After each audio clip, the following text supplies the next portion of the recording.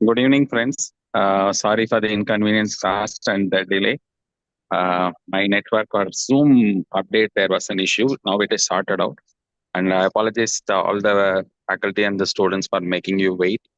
I warmly welcome all the senior faculty here. We have Professor Mayank, we have Professor Mani, we have Professor Khanna sir. Ratna ma'am, good evening, ma'am. And we have Dr. Rajiv Sahay sir and two students, Dr. Shireen from KEM and Dr. Kushika from Indurao has joined today. So today we are going to have two cases, both are oncology. So we have a galaxy of oncologists from across the country. So Bea sir, good evening, sir. So without much ado, I'll request Dr. Kushika to start sharing her PowerPoint, introduce herself, her head of the unit and head of the department, and start her presentation. Good luck to you, Dr. Kushika. Faculty, please take over.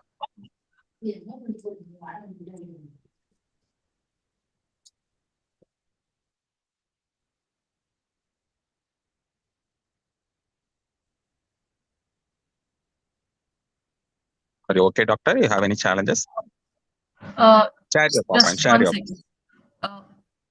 You're good to go. Make your slide into a slideshow mode. Yes, sir. Good luck to you. All the best. So, I request all the others to kindly be in mute mode, please. Faculty and students alone can be in discussion mode. so is my screen visible, sir? Put it on Yes, slide. ma'am. But your slideshow mode is still yet to come. But otherwise, you are visible. Do you have any challenges in? I put it on slideshow mode, sir. If it is visible, is it All still right. I think what you do is you close your slideshow mode. Yes, sir. All right. Now close your PowerPoint now. Okay, sir. Yeah, close the PowerPoint. Yes, sir. You're not able to close? I closed, Yes. sir. Now you go to the share screen. Yeah, I got it. You go to the share screen now. Press the share screen button. Yes, sir. What all you are seeing? What are the icons you are getting? Share full screen. You have one. Yeah, press that one.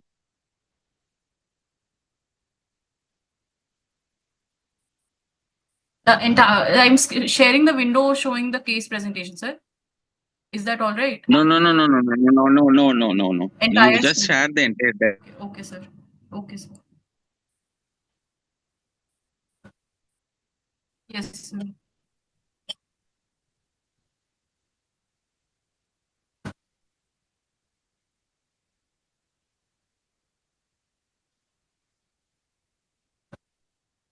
Yes. Now you open the PowerPoint. Yes, sir. Make it full screen now. Slideshow mode. Yes. There you go. Good luck to you. All the best. Faculty, please take over. Thank you, sir. Good evening, everyone. I'm Dr. Kushika Chandra, second year DNB resident from Department of General Surgery from Hindurao Hospital, Delhi. My guide is Dr. Ratna Chopra, ma'am, head of Department of General Surgery in NDMC and Hindurao Hospital, Delhi. Today, I will be presenting a case on breast lump. 50-year lady, homemaker, was a resident of Delhi, presented with the chief complaints of swelling in the right breast for 4 months and bleeding from the breast lump for 2 days. Coming to the history of presenting illness, the patient was apparently well 4 months back, after which she incidentally noticed a swelling in the right breast while taking a bath. The swelling was initially of size 2 by 2 centimeters and it was located in the outer part of the breast. It progressed to a size of around 4 centimeters. And over the period of the last 1 month, it reached the current size of 12 by 12 centimeters as was gestured by the patient. The swelling was associated with rapid increase in size in the last 1 month, and it was it was after the patient had underwent a needle biopsy, which was 2 months back. The swelling was also associated with redness over it, and there is a history of spontaneous fresh bleeding from the lump for the last 2 days, and it soaks around half a gauze every day. There is history of intermittent low-grade fever for the last 15 days, which subsides on taking medication. There is loss of appetite for the last 1 month and weight loss of around 7 to 8 kgs in the last 1 month. Patient is unaware of any other swellings elsewhere in the axilla or contralateral breast. There is no history of any nipple discharge, no history of any trauma. There is no history which is suggestive of metastasis or tuberculosis. The history of needle biopsy is taken from the breast lump 2 months back, 1.5 2 months back. Coming to the medical history, there is no history of any comorbidities. In past history, there's no history of any radiation to chest wall, no history of any surgical interventions to the breast in the past, and no previous history of breast cancer or breast disorders. Coming to the personal history, the patient consumes mixed diet, has normal sleep and reduced appetite for last 1 month. The patient has normal bladder and bowel habits. There is no history of any alcohol intake, cigarette smoking, or any other kind of substance abuse. Menstrual and obstetric history. The patient attained menarche at the age of 15 years. She attained menopause at the age of 45 years. She has she's para 1 with a living issue of 1. She had a normal vaginal delivery 18 years back and has a healthy living child. Age at first childbirth was 18 years, and patient has a cumulative breastfeeding of more than 6 months. There's no history of any hormonal pill intake, and there is no history of any abortions. Coming to the family history, there is no history of any cancer-related deaths in her family, such as prostatic, pancreatic, or colorectal cancers. There's no history of hormonal pill intake or any other medication for any significant ailments. To summarize my history, 50-year lady with no known comorbidities presented with a lump in right breast for 4 months, which was associated with rapid increase in size over the last 1 month. Swelling was associated with redness and fever for the last 15 days. There was bleeding for the lump for the last 2 days, and there is history of loss of appetite and weight loss for 1 month. There is no history which is suggestive of tuberculosis or metastasis. Should I move forward to the examination, sir? What's your probable diagnosis? Sir, the 50-year lady at this age, I would like to keep I would like to keep a clinical suspicion of malignancy in mind. Since there's a rapid increase in size and there are features in history. Okay. You say that she said that the swelling started increasing suddenly after core biopsy. Yes, sir. She underwent core Do you think needle it's relevant? biopsy. Do you think it's relevant that core biopsy Yes. and the thing suddenly starts increasing? Yes, sir. What will it After needle biopsy, there can be bleeding inside the lump, which can lead to rapid increase in size, and there could be further seedling as well, which can lead to increase in size, increase in local regional increase in malignancy. No, but we want to know when was this? Was the skin involved? Sir, the patient informed that redness in the skin is there over the lump, overlying the lump. No. Is it at the site of core biopsy or the whole breast, or the portion over the lump? Sir, currently it is involving whole of the lump as informed during the history, and I would further get to know on examination. No, what I want to know is that did the thing get infected because of core biopsy, and that's what's got a sudden increase in size? Was there an abscess? Sir, there is no associated pain or fever at the time You said of there is history of fever. I think you said there is history of fever. 15 fever days. for the last 15 days, sir, not at the time of core cut biopsy, sir, which was taken 2 months back. Right. So anyway, Doc, at the level of history, I think what Dr. Rajiv is trying to ask you is that related to an iatrogenic event, or is this a disease progression event? This is the two distinction we need to make. So if it was an iatrogenic, like you rightly pointed out, this is at least 6 to 80 weeks old. And therefore, if there was a hematoma is the iatrogenic event. You could have passed the core needle through a big blood vessel and cause a huge hematoma. So by now, we expect that to resolve to some extent because it's already 6 to 8 weeks. So did this resolution happen? or did it continuously progress? That is the question he's asking. So there is no history of any reduction in the size. There has been a progressive increase in the size. So therefore, this is a disease-related event, and we will consider this as disease progression. And whatever skin changes that is observable is also disease-related. So for the question, whether the skin is involved or not, you perhaps think that the skin is involved due to the disease itself. Can we say that? Yes, sir. All right. So what are the things in her history you feel uncomfortable with?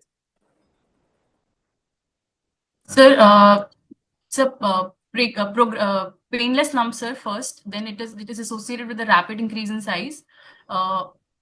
Elderly lady, sir, presenting. Elderly, 50 years? 50-year lady, sir, at this age. So I would agree with your observation about rapid increase in size. So normally lumps which started as 2 centimeters in 4 months back normally do not grow this fast. So therefore, there is an element of rapid growth in her case, no doubt. Now, we also know that we are dealing with probably a malignant breast problem. Okay. Now, at this stage, can you tell me what will be your differential diagnosis, which of lumps which could be this rapid progression? The rapidly progressing lumps could be first in malignancy. It could be carcinoma, sarcoma. It could also be Phyllodes tumor. So Phyllodes tumor is also associated with rapid increase in size. Very good. Yes, sir. And sir, any associated secondary inflammatory, if any benign condition is associated with any super added infection, it can also lead to an increase in size, or any cystic lesion with hemorrhage. But Cystic lesions, I'm not sure, but I can agree with you that a Phyllodes tumor, a malignant Phyllodes tumor, which is by in itself, or maybe a very rare event. Phyllodes tumor is okay, but the sarcoma, primary sarcomas of breast are really rare. Okay. So a malignant Phyllodes tumor is not so uncommon, so we can use that. But in a primary epithelial breast cancer, unless you are looking at some form of neglect and a secondary inflammatory component on this, you cannot explain such a rapid skin involvement in breast malignancies generally. Okay. So we are probably dealing with, if it was an epithelial, something which overlays with a secondary inflammatory change. And the inflammation is not because of an abscess formation due to the core needle. It is inflammatory change due to the cancer itself. Okay, so it is an inflammatory, it's called a secondary inflammatory cancer. Or you are dealing with a malignant Phyllodes tumor. Or if you want to entertain very, very rare entities, maybe you can add sarcomas and other fast-growing tumors in the breast. So that's what we are probably dealing with. So is there some elements in the history which can further narrow down this list? she is so since there is skin involvement with redness, and it can point more towards carcinoma. What kind of skin involvement will point towards carcinoma, and what kind of skin involvement will point towards sarcoma or a malignant Phyllodes tumor? Sir, skin involvement in carcinoma would involve nodularity, ulcerations, and satellite nodules, sir. Did it progress like that? In this case, did it progress like that? Sir, Not sure. so it was associated with redness and nodularity, sir. Yeah. So how will, see, basically the nodularity and see, it will all be like a purity orange nodularity, and then there will be ulceration, and these ulcerations will have the classical everted margins and stuff like that. Okay, that's how a carcinoma should involve. How does the skin involvement in a sarcoma or a malignant phyllodes tumor vary? That they would be associated with engorged veins over the skin, sir. Dilated engorged Yeah, veins. very good. Generally, the skin will be thinned out initially, and you would see a lobular sarcomatous tumor protruding through the skin. It just thins out the skin, and then you see the sarcoma protruding out. So it doesn't have that classical everted margin related to an ulceration in a sarcoma. You get the point? You see the Yes, difference. So in this case, when you are still yet to examine her, but at least this distinction you should know, so that when you examine her, you can notice these changes. What else in the history do you think is, why would she have loss of appetite and loss of weight so fast? In 4 months' time, the entire disease progression, the disease journey, natural history is 4 months. And in that 4 months, 1 month, she's having loss of weight and loss of appetite. What do you think? So usually breast malignancies will not present with loss of appetite or weight loss, but due to rapid progression and rapid multiplication of the cells. Within the and breast, progression- why should it affect the appetite and weight? Whatever rapid progression is within the breast, why should it affect? If the disease metastasizes, sir, it can. Where do you think will be the metastasis to account for a loss of weight and loss of appetite? The liver, if metastasis to the liver can present with.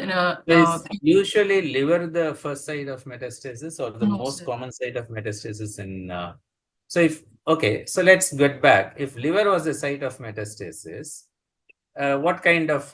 We already had a short list of the possible rapidly growing tumors in the breast. Which tumor do you think would have possibly gone to the liver of that list? Sir, sarcoma, sir. Sarcomas will go to the liver first? Not sure, sir. I'm not sure, sir. No, but I'm asking. So generally, any sarcomas in the body, when they metastasize, which organ will they metastasize to? Sarcomas. Lungs. Sarcomas prefer the lungs. All right. Carcinomas will prefer the liver. All right. Yeah. So that is another distinction you should make. All right. So much you can elucidate from your own history before you go on to a physical examination, because a physical examination should be in a very directed form based on the inferences you make from your history. All right. So you need to now do a checklist of all these possibilities. All right. In a physical examination. Is there anybody else having a question? Yeah, Kushika, it's a good presentation. Did you ask the question of any external application or native treatment? Because those things usually patient will hide.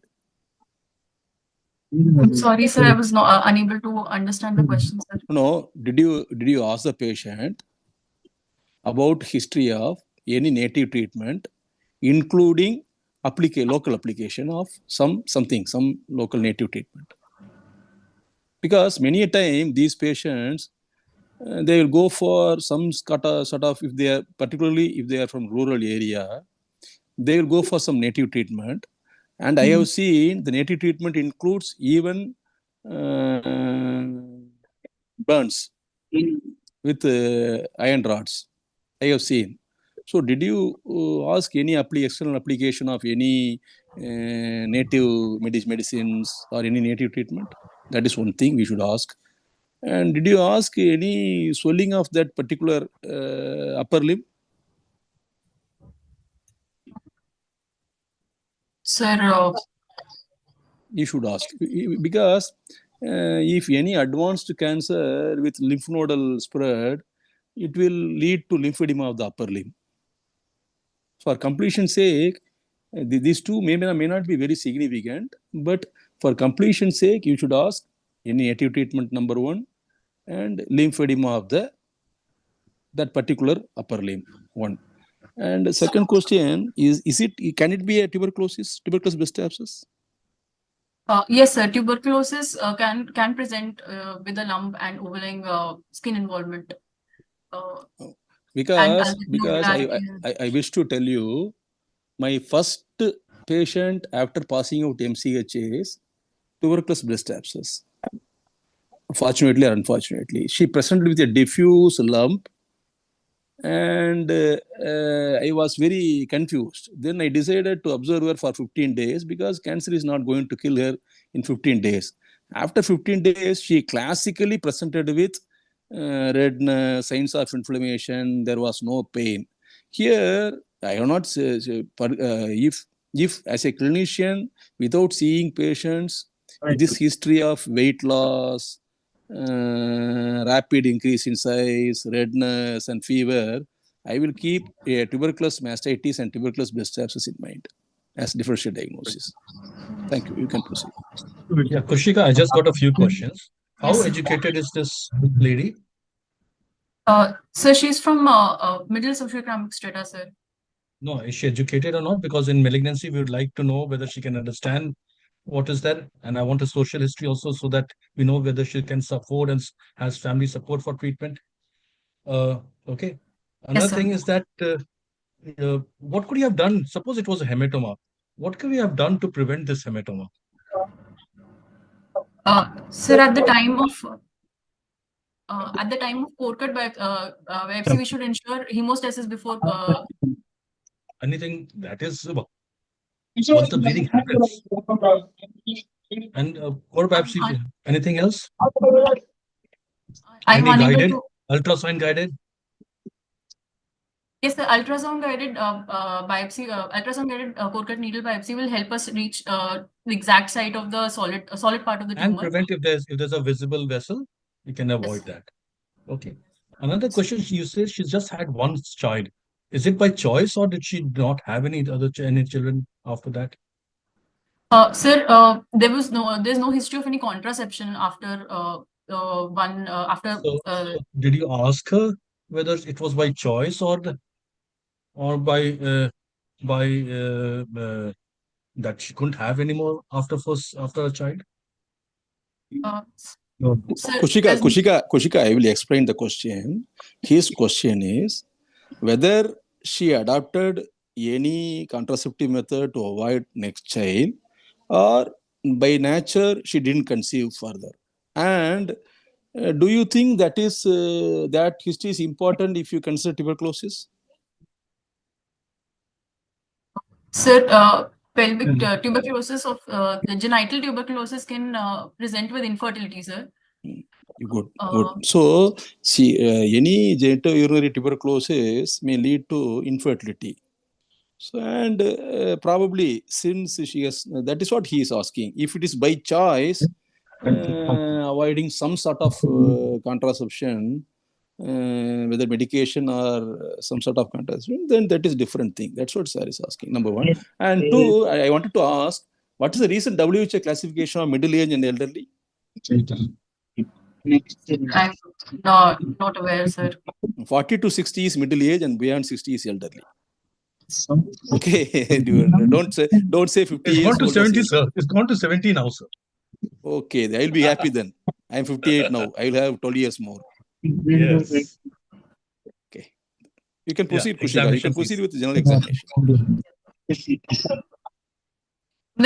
Coming to the general physical examination, patient was examined in a well-lit room with adequate exposure after taking due consent in the presence of a responsible female attendant. Patient was conscious, oriented, and cooperative with an ECOG performance score of 0. Nutritional status of the patient was essentially normal. She had a BMI of 23.2 kg per meter square, and she had no pallor, icterus, cyanosis, clubbing, generalized lymphadenopathy, or edema was noted. 500 meters to left Pontapola combined. Sorry, ma'am, I was not. Should I continue? Yeah, please. Yes, What happened? Vitals of the patient were essentially normal. Coming to the regional examination of breast and axilla, the patient was examined in a sitting position. In sorry to interrupt. In general examination, did you examine for any generalized lymphadenopathy or neck nodes? Yes, sir. Yes, you're told, is it? Okay, Yes, okay, you're told. Okay, sorry. You can proceed. Yes. They are important because we are considering tuberculosis as a, say, a differential diagnosis and advanced malignancy as another diagnosis. Okay, thank you. Coming to the regional examination of breast and axilla, the patient was examined in sitting position with arms by side, arms lifted up, semi-recumbent and leaning forward position. On inspection, right breast appears asymmetrical in comparison to the left breast. Right breast appears bigger in size with nipples slightly deviated downwards and outwards. Breast lump of size approximately 12 by 12 centimeters with well-defined borders extending from 10 o'clock position to 3 o'clock position is noted. Lump is infiltrating the skin with areas of bossylation and multiple nodules over it. A raw area of subcentimetric size is noted at the 12 o'clock position, 8 centimeters above the NAC, with irregular shape and margin, and floor shows fresh bleeding, suggestive of impending profungation. Inspection of the nipple areolar complex. Right nipple appears at a lower position than the left nipple. Right nipple is slightly deviated downwards and outwards. There is no nipple discharge. Areola shows a centimetric size nodule at 11 o'clock position. There is no ulceration or crusting noted. Inframammary region is normal. Supraclavicular and infraclavicular regions show no fullness. Fullness is noted in the right axilla with normal overlying skin. No upper limb edema is noted. On examination, on inspection of the left breast and nipple areolar complex, it was essentially normal on inspection. Coming to the palpation, on palpation, left breast and axilla were essentially normal and there was no lump palpable. Coming to the palpation of right breast and axilla, there is no local rise of temperature. There is lump of size 12 by 12 centimeters in the right breast, extending from 10 o'clock to 3 o'clock position with retroareolar extension. The lump is hard in consistency, non-tender, has well-defined boundaries. It has an irregular bossylated surface with multiple centimetric hard nodules over it. The lump is fixed to the skin and breast tissue and is not fixed to any underlying structures. A centimetric sized non-tender raw area at 12 o'clock position is noted, 8 centimeters above the nipple areolar complex. The floor bleeds untouched and the base is formed by the lump. On palpation of the right nipple areolar complex, there is no nipple discharge on expression. Right axilla shows multiple non-tender, hard, matted central axillary lymph nodes of size approximately 5 by 4 centimeters, noted in the right axilla. They have well-defined margins, the irregular surface, and it is not fixed to the skin or underlying structures.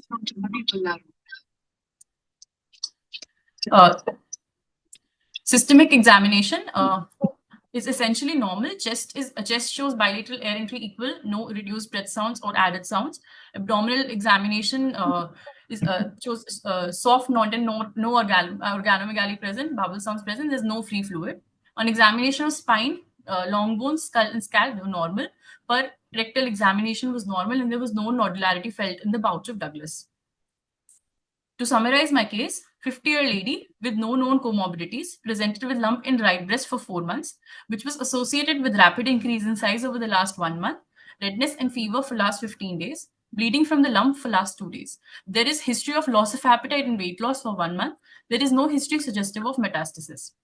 On examination, 12 by 12 centimeters, hard, non-tender, proliferative lump with bossulated surface in the right breast extending from 10 o'clock to 3 o'clock position. Overlying skin shows multiple hard nodules and ulceration with spontaneous bleeding. Single hard nodule noted over the areola. Lump has a retroareolar extension, is fixed to the skin and breast tissue. Ipsilateral, multiple, non-tender, hard, mobile central axillary lymph nodes noted in the right axilla of size 5 by 4 centimeters. Coming to the provisional diagnosis, 50-year lady with right-sided breast lump of likely malignant etiology with no clinical evidence of distant metastasis, clinical stage T4D-N1. Why did you look for nipple discharge in this lady? Did you actively look for it? Yes, sir. On palpation, by expression, there was no nipple discharge noted. No, why did you look for it in this particular patient? Is it going to give you some information, or is it just going to make her uncomfortable without giving you any information? Is it going to give you any information, additional information in this particular patient? Invasion into the ducts can present with the discharge, a bloody discharge. The patient did not give any history, but I would like to check on expression as well for completion of the examination.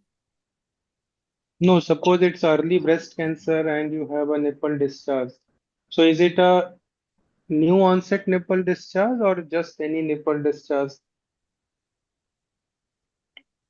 is going to matter? I'm sorry, sir, I was unable to. Is it the new onset nipple discharge or any nipple discharge is going to matter in this case? Sir, new onset spontaneous nipple discharge would And is recent. it important for early breast cancer or such a locally advanced breast cancer? Is it going to change your management in any way? Sir,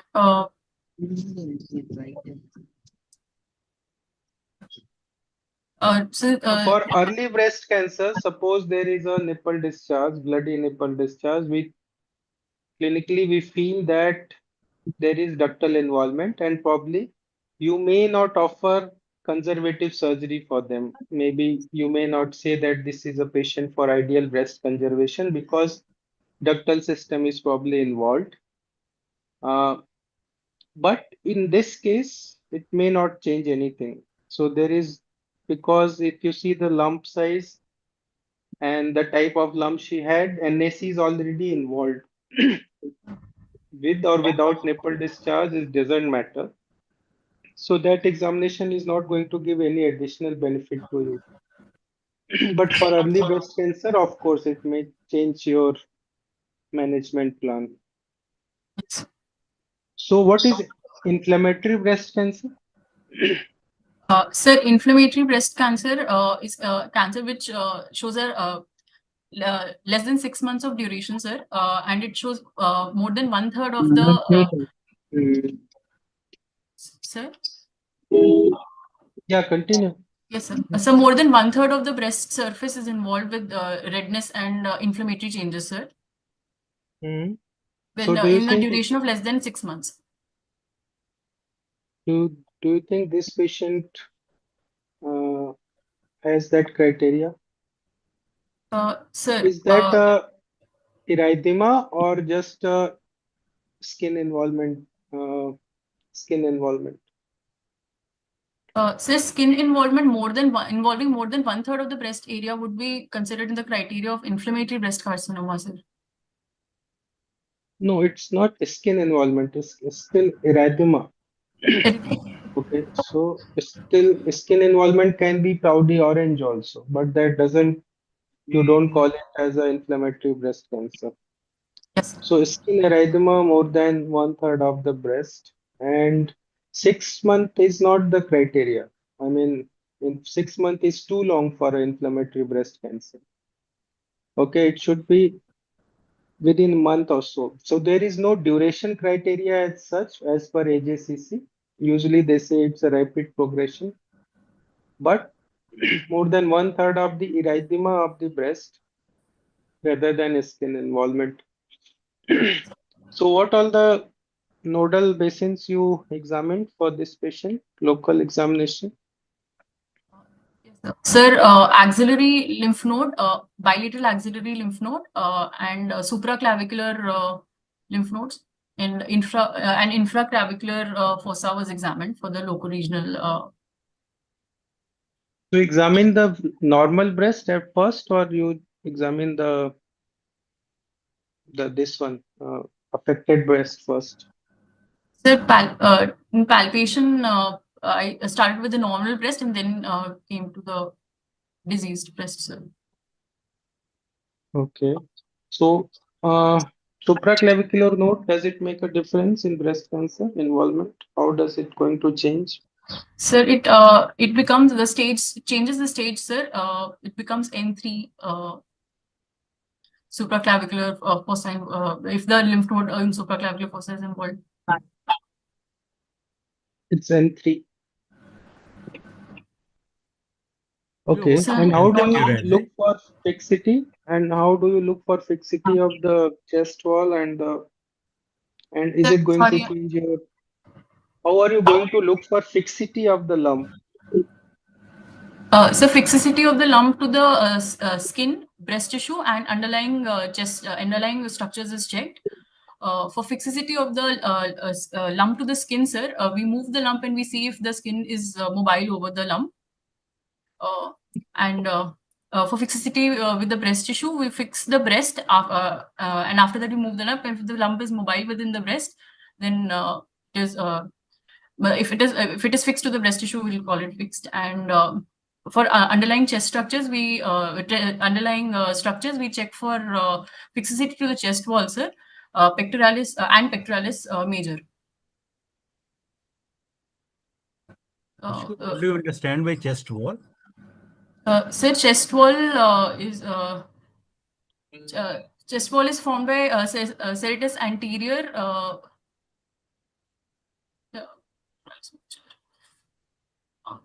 Sir, Does the pectoralis major make the chest wall or not? no, sir. No, I mean, So how it will is you know a it is fixed to the chest wall? Yeah, pectoralis major doesn't make the chest wall. You know? It is serratus anterior, intercostal muscles, ribs, and the cartilage is here. So how will you clinically know that it is fixed to the chest wall or not? A lump which is there on the lateral side. How will you know that?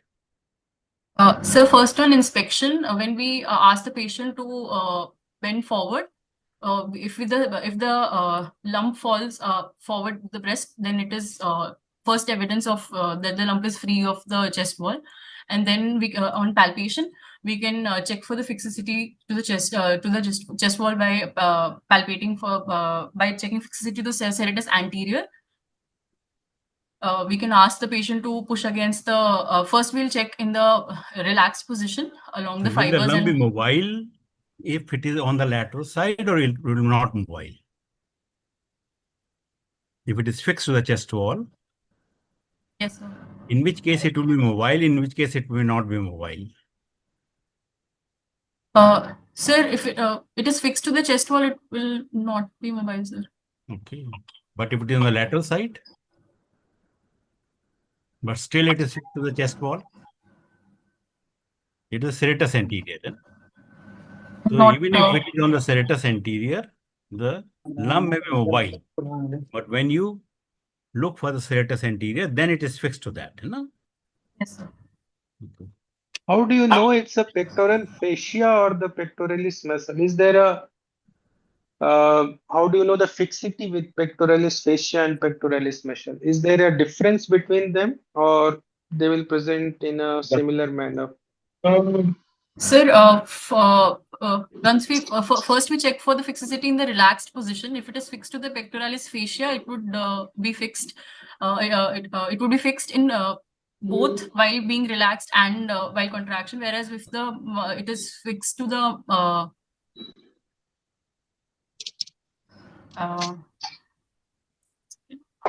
I'm unable to recollect, sir. No, you have to think logically. Fascia sir, is mobile over the muscle, right? muscle. Yes, sir. So if it's fixed to the fascia only, what will happen? It will be still mobile over the muscle Yes, sir.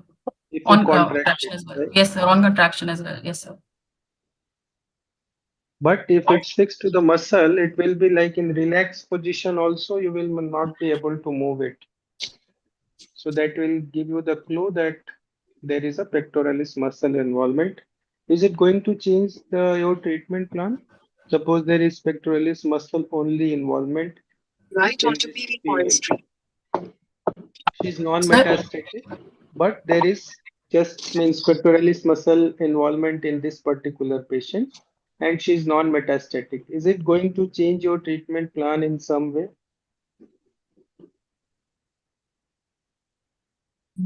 Doctor, I want to ask you, you said T4D. Yes, sir. Now, are you bothered really about chest wall fixity and pectoralis major, minor, everything in staging and management?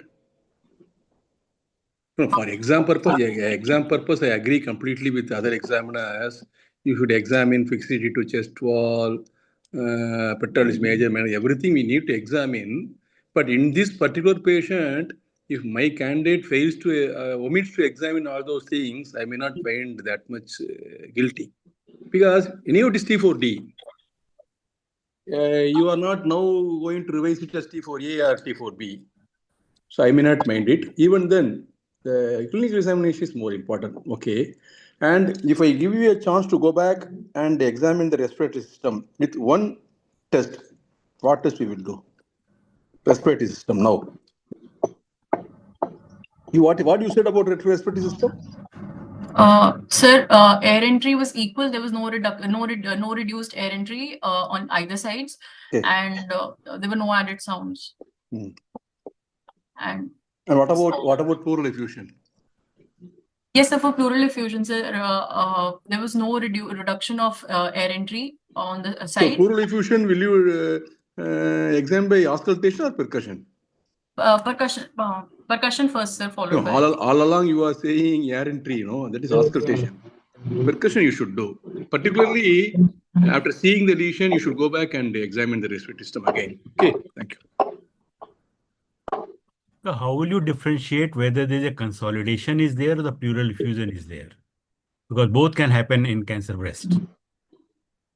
Consolidation very rare, sir. Not in cancer. Aerodigestive tract consolidation is possible. In breast consolidation. If there is a pressure over the Usually, most of the time, I am yet to see a consolidation, see a breast, but I have seen effusion. Dr. Mani may comment on it further. I think pleural effusion is more frequent, but you can rarely have some parenchymal metastasis also in addition to the pleural effusion. There is no doubt. So I just wanted to ask her, does she know that how to differentiate between the consolidation and the pleural effusion? Sir, on examination,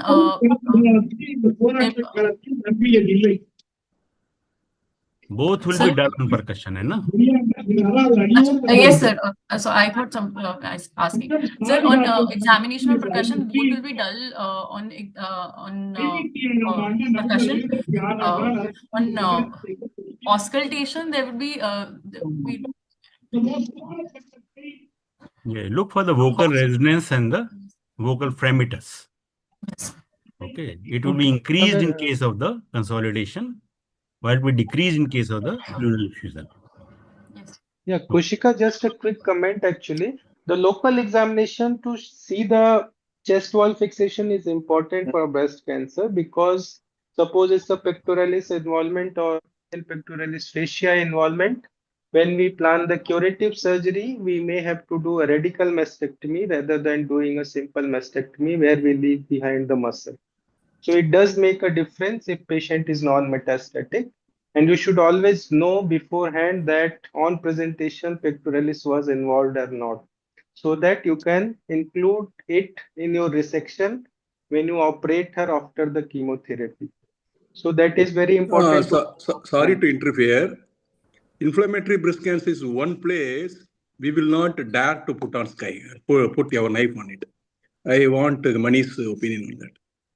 I am saying it's a non-metastatic curative patients. Even if it is non-metastatic, I will not put my knife. Not for inflammatory, sir. I mean, I'm T4B disease with muscle chest wall Anyway, that standard teaching is in inflammatory breast cancer or a cancer involving skin, even without metastasis, we will go for some sort of neoadjuvant treatment. We will not operate upfront.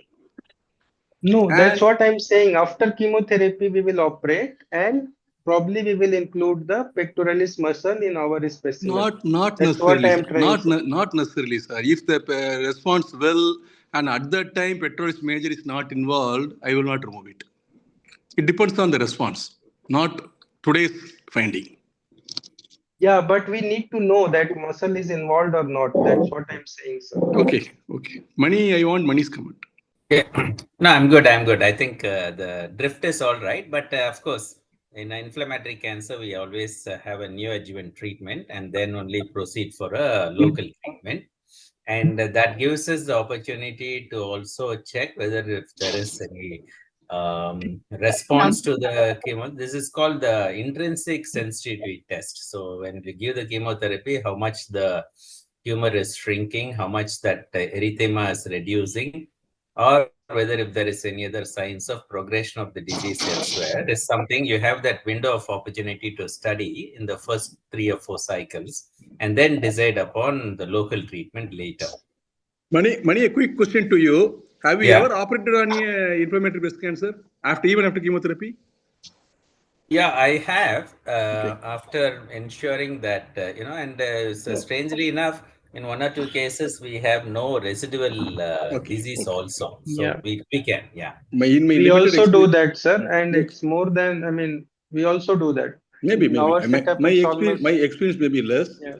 And I'm not seeing, I'm not a breast surgeon. I operate head to foot. So I'm not seeing inflammatory breast cancer that frequently.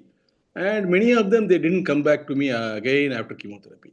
I mean, my experience may be little less. Thank you, Mani. Sure. Okay, Dr. Kushika, I've got a couple of questions. There's a lot of talk about inflammatory breast cancer. Do you think this is an inflammatory breast cancer? If yes, why? If no, why?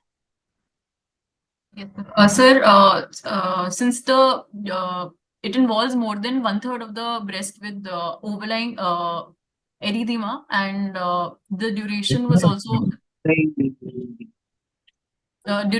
also lesser, less than 6 months in our Okay, case. Kushika.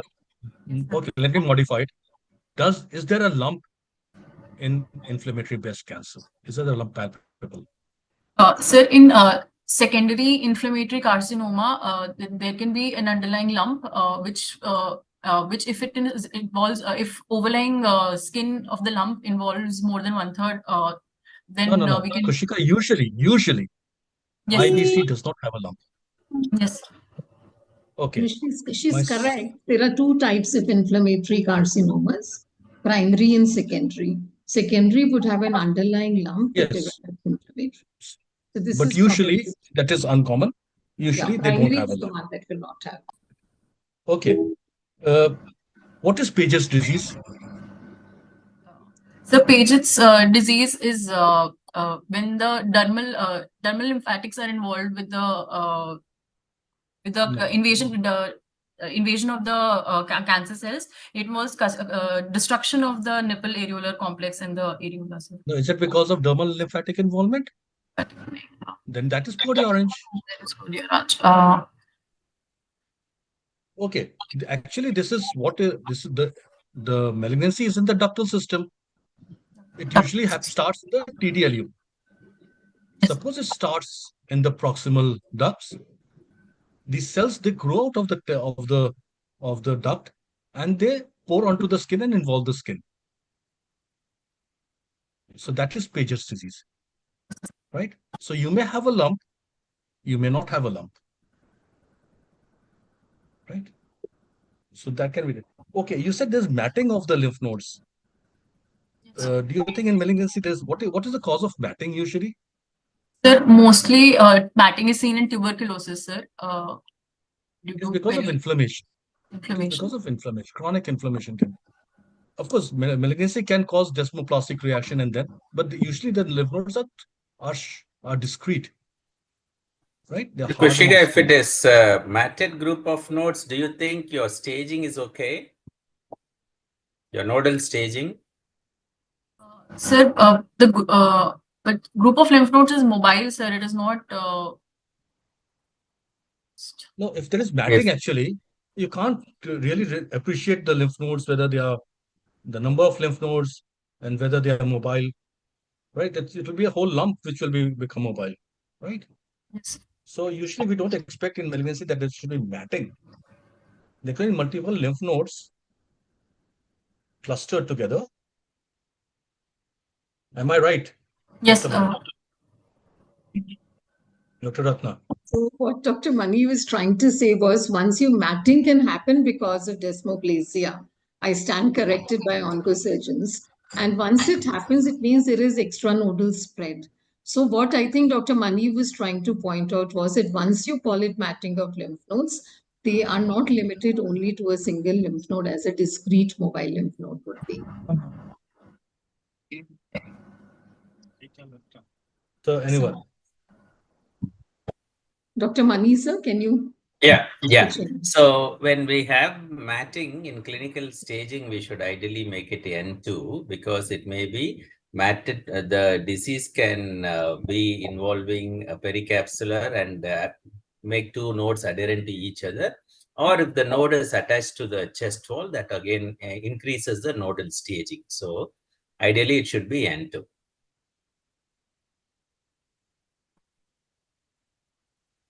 Okay, Kushika, how do you go about managing the case now? Sir, first I would like to complete my triple assessment. After clinical examination and history, I would like to go for imaging. Followed by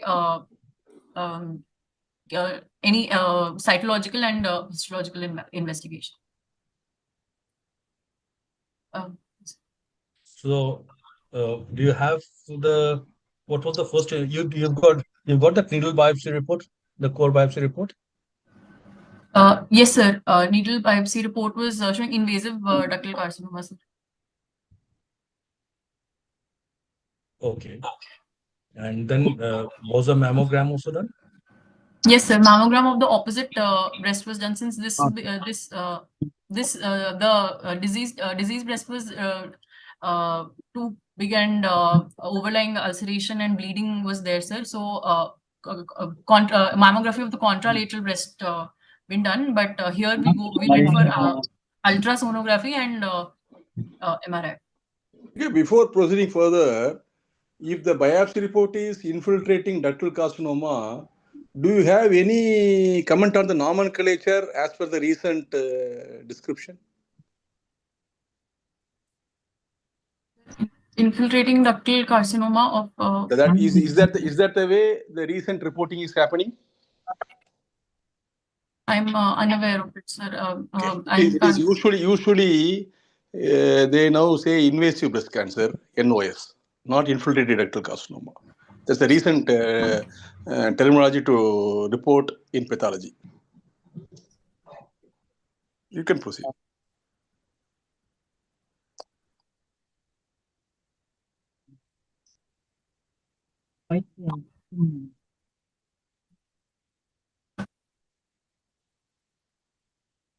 Yes, go on. So once you have a diagnosis of invasive carcinoma breast, what else would you want to know from the histopathologist? Ma'am, we would like to know for the ERPR status and the and HER2 status, IHC status, IHC markers, ma'am. We would yes, ma'am, for so that it helps us in further management. Any other marker other than ERPR, HER2 nucleus? Ki-67 index also help us in classifying.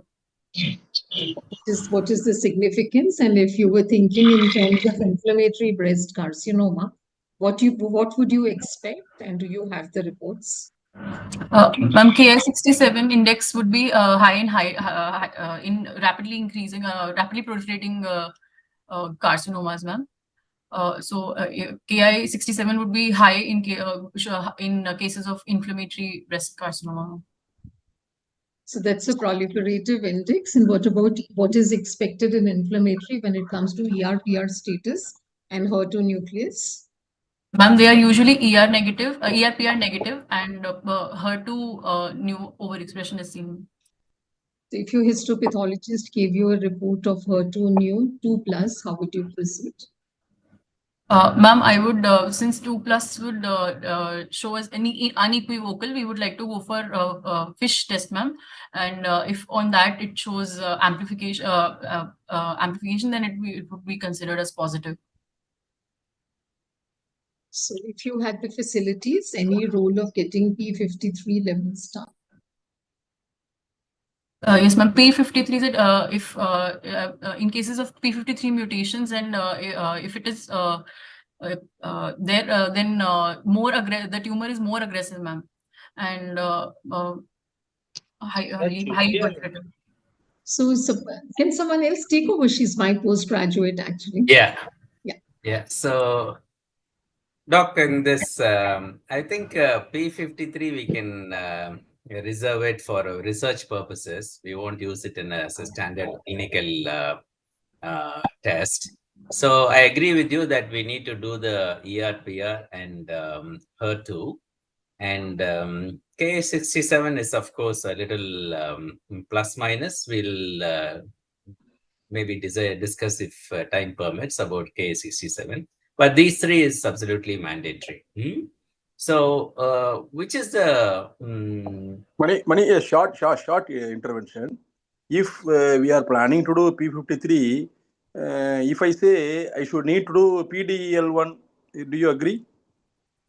Depends on where we are in the staging. Yes. So we are not Because yet completed on the staging. rather than P53, if we are going to enter the patient in clinical trial with pembrolizumab, then we need to check PDL1.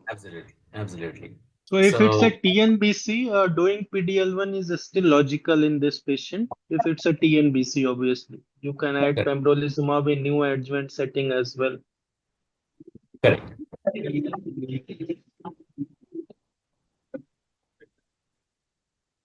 So I think for the students, I think they should get these three markers very clear so that they have no ambiguity in that. So in so far as your professor prompted you about the HER2 being 2+. Now, what would you consider as? Kushika, can hear me? Not clearly, sir. Yeah, there is some interruption. Yeah, what I'm asking is, what is the cutoff for saying ER is positive or negative, PR is positive or negative? Sir, 1 to 100% is considered positive, ER/PR positive, sir. It's staining. And for HER2 neo positive, 3+, sir, is considered as positive. That's what. So what is 1 to 100 mean and what does 3+ mean? Sir, staining of the periphery of the cells. Staining of how much percentage of the cells in the they are taking up the stain. I'm not completely sure, sir. All right. Okay. So for HER2, we are looking for a cell membrane staining. That is, the periphery of the cell would get stained. Okay, that brown color stain, and the intensity. Okay, if it is very intensely picking up in the cell membrane, they would call it as 3+. But if it is very faint or plus minus, then they would probably call it 1+ or 2+. All right. But in the case of here we are looking at a qualitative intensity of staining, but in the case of the estrogen receptor and progesterone receptors, we are looking at the number, and we are looking at the nuclear positivity. Okay, the estrogen and progesterone are all steroids, which are the nucleus. So here you're looking for nuclear positivity. And here too, there will be an addition to a quantitative assessment, numbers, 1%, 10%, 20%, up to 100%. You could also have the intensity of staining.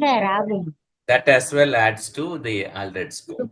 But now, anyway, is there a difference between how you will view a tumor which is 1% positive versus another which is 90% positive for the ER/PR receptors? You didn't get the question? I'm not able to hear you clearly, sir. No, Okay. So I'm asking. Someone there with 1+ CPH 2487, they can mute themselves, please. someone there with idea of 1 plus CPH 2487, lot of disturbance from their side. If they mute, then the session will go on. You can continue. So, Doc, we are looking at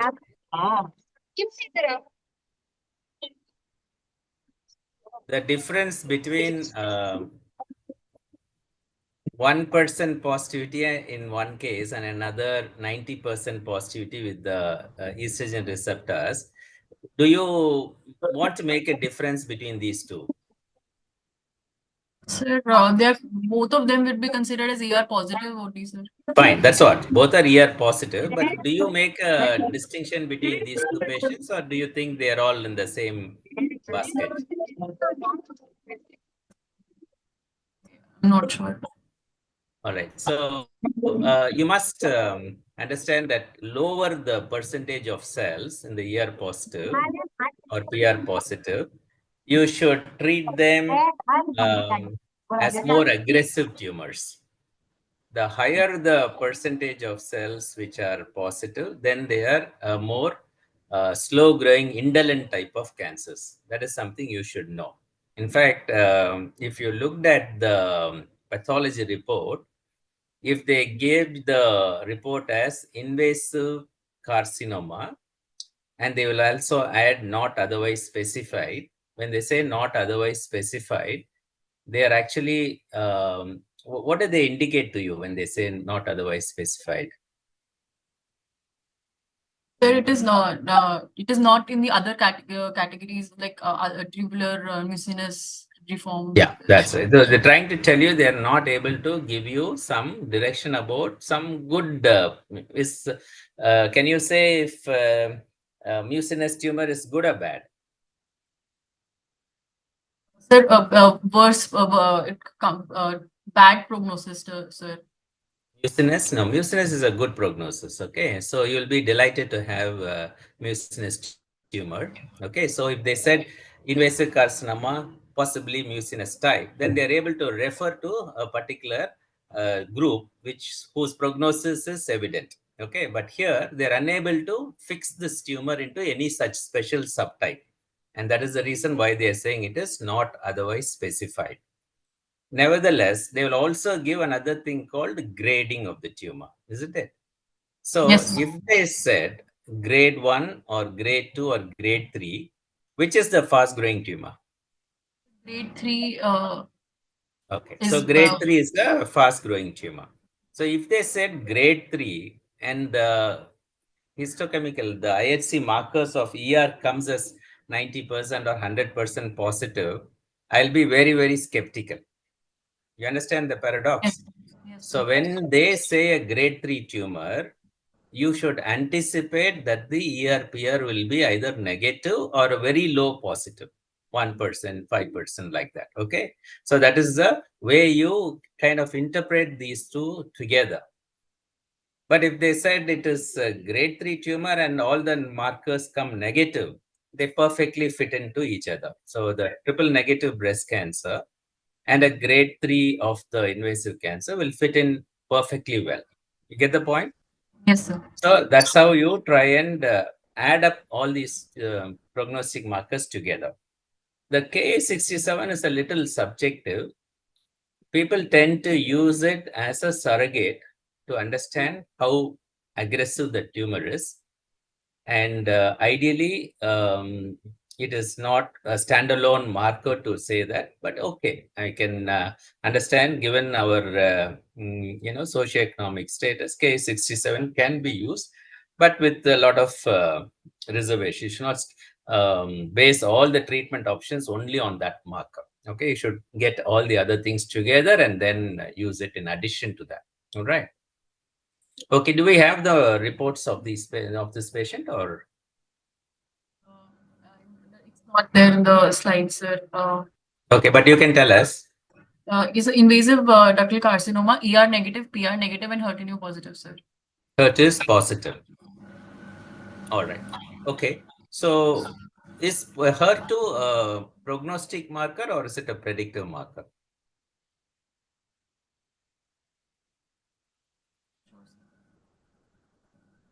You understand the question? Did you hear it? Yes, sir. I'm not You know the sure. difference between a predictive and a prognostic marker? Sir, prognostic marker would tell us if about the prognosis, sir. But HER2 positive would help us in the management, sir. Management targeted therapy. Very good, very good. So that means it that is is prediction to response to HER2. you get it. So it is both prognostic and predictive when you have HER2 positive. Okay, so you know this is going to be. Is it going to be a slow growing or is it going to be a fast growing disease? You said HER2 is positive. So you think it is an aggressive tumor or is an indolent tumor? In progress, not sure, sir. We should be sure here. ER negative, PR negative, HER2 is positive. This is one of the most aggressive tumors. Yeah, next to that triple negative, this will be the most aggressive. So between triple negative and having HER2 positive, which will you choose? I mean, we are forcing you a choice. So which would you choose between triple negative and HER2 positive disease? HER2 positive, since there's a targeted therapy available. Excellent, excellent. That's the right answer. Okay, so you would choose something where at least you have some good treatment available. Okay, so that's a very good answer. All right, so here we have ER negative, PR negative, and HER2 positive. Do we also have the Ki67? Ki67 was not mentioned in the research. All right, so what do you give me a number? What number will you give for this patient? More than 50%. All right, you're good. So it will be higher. You must understand that. Okay, it will be higher. All right, so anything above 30, 40 would be considered as high. So in this case, it will be definitely above that. Excellent. So you have that understanding is good. All right. So what next? You have this information. What's the other information you want? Sir, I would want to investigate to stage the disease and confirm the disease, sir. For confirmation, I would like to go for cytology followed by cytology and histology. But before tissue before that, I would want to go for metastatic workup as well, sir. Because loco-regional metastasis is there, but I would want to go for look for distant metastasis as well. What chances you think you are going to pick up something in the metastatic workup? Here you have clinically a T4D, is it? D or yes. B? D, sir.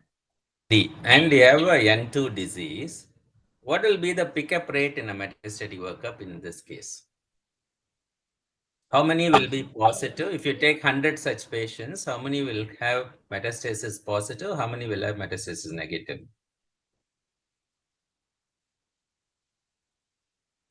I'm not aware of the exact number, sir. But most of them may have, you may not aware of percentage, no one may aware, but you can say most of them, there is a possibility of metastasis. And Professor Rajiv has rightly pointed out in the chat box, to enriched, they are more prone to brain secondaries. So in addition to doing whole body PET CT, you may do MRI brain also.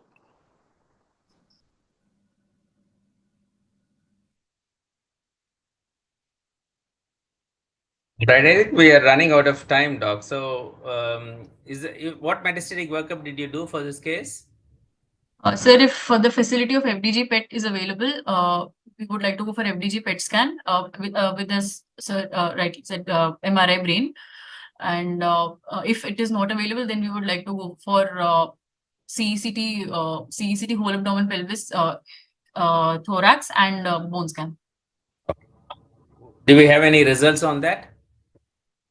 Yes, the FDG PET scan was done for the patient and it did not show any distant metastasis at the time. Yes. Absolutely. Okay, good. So we have here now a clinically evaluated M0 disease. So would you like to suggest what would be the management plan, treatment plan? Sir, we would first like to go with neoadjuvant chemo followed by surgical management. Yes, and yes. Good. So you will have neoadjuvant treatment. You will again do a restaging. Make sure that clinically it is responding. It is also radiologically having no other signs of progression. And if that is confirmed, it is still non-metastatic, then you would opt for a local treatment, which will be the form of surgery. Fair enough. I think I'm done with this case, given the timing.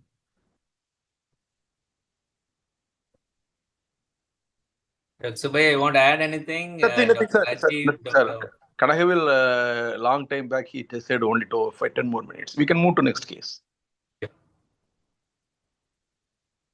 Yeah, Kushika, do you have any questions for the galaxy of surgeons here?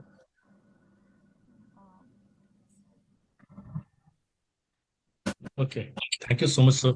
We'll move to the next. Thank you, sir.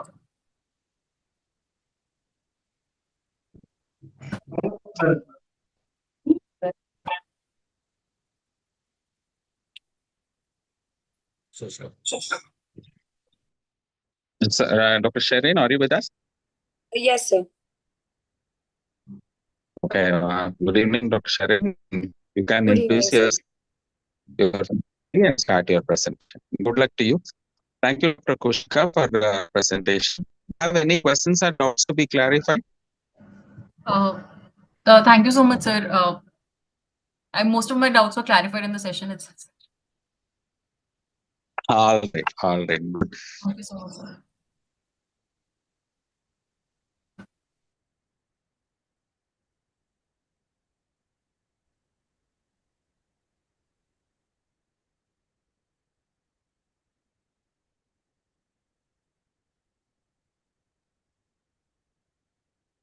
Sherin, we are unable to see you, ma.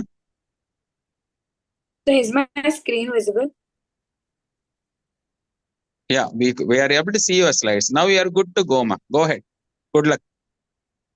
Thank you, sir. So my case presentation is on soft tissue swelling over the chest wall. I'm junior resident from KM Hospital. My mentor is Dr. Shilpa Rao and HOD is Dr. Varsha Kulkarni. 35-year-old lady, resident of Mumbai, homemaker by occupation, came with chief complaints of swelling over left chest wall since 1.5 years. Patient was asymptomatic for 1.5 years when she noticed swelling over left side of her chest while wearing clothes, which was insidious in onset, approximately of size 2 into 3 centimeter and non-progressive. She has a history of similar swelling in right arm since 1 year. Not associated with pain. The swelling has no history of fever, redness of skin, any ulceration or discharge. There's no history of trauma to affected site, no history of radiation or chemical exposure. There is no history of TB or TB contact. Past history. There is no history of similar complaints in the past, no past surgical intervention, no known comorbidities. Personal history. Patient has mixed diet with normal bowel and bladder habit, adequate sleep pattern, no known addiction or allergy. Family history is not significant. To summarize my case, 35-year-old lady with no comorbidities presented with painless swelling over left side of chest wall for 1.5 years, which is non-progressive, is likely of benign etiology. So should I proceed? Well, you also mentioned there is something in the arm, but you seem to have edited that information. Why? That history, sir, I've only asked whether she had any similar swellings in the other parts of the body.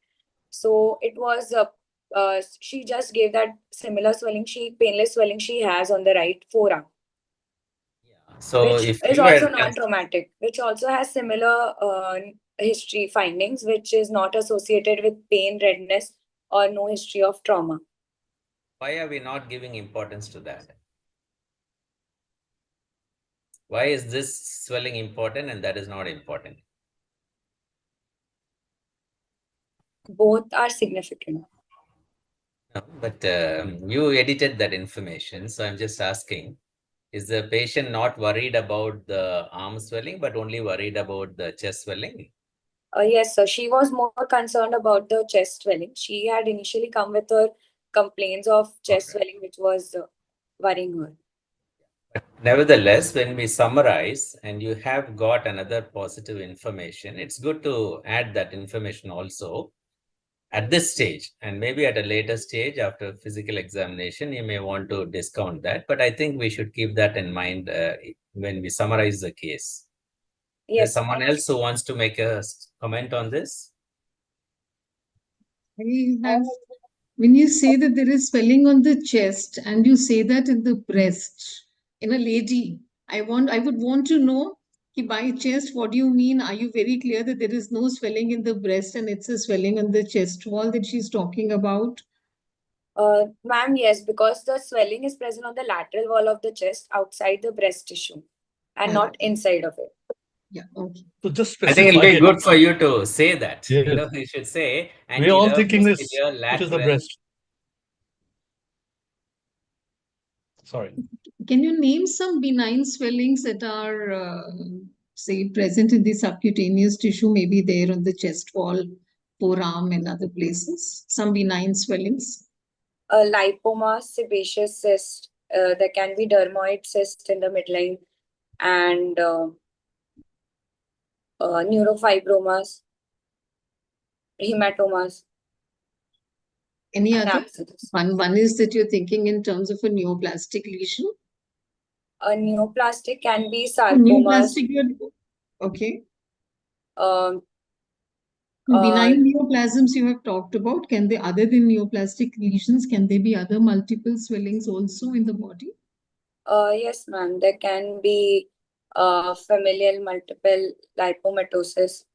There can be neurofibromatosis, and then there can be Duncan's disease, osteomas, chondrosarcomas. Yeah. So whenever you're asked about causes, it's a good idea to keep in mind the word cinders. So congenital may fit in certain situations, like you talked about dermoid cysts. Inflammatory, they could be parasitic cysts all over the body. Right? Then degenerative, like multiple rheumatic nodules and all. Yes, And ma'am. endocrinal may not fit in here, but sometimes, very rarely, endometriosis may present with multiple swellings in the body. Right? And then result of trauma. Yeah. So what is multiple lipomatosis, multiple painful lipomatosis called? Ma'am, it is usually common in middle-aged women. There are multiple. Do you have a name for that? Duncan's disease. Yes, Duncan's disease. Very good. Yeah. So would the size matter? Is there swelling in the chest wall also, and is there swelling in the forearm? Yes, ma'am. It can be debilitating to the patient if the size is increased. What is the significance of size of the lump in terms of management? It would, if the lump is of larger size, it would also require any plasty procedure to do with it. And it might also compress the underlying structures if the size is big. Yeah, and you would keep a high index of suspicion of a soft tissue. Malignancy. Yeah, malignancy. Swellings which are especially more than 5 centimeters. Yes, ma'am.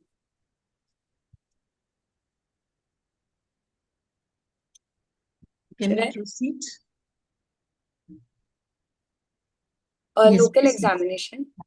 On inspection, there was a singular swelling on the left side of the chest wall of size approximately 3 × 3 centimeter on the anterior axillary line approximately over the 6th intercostal space.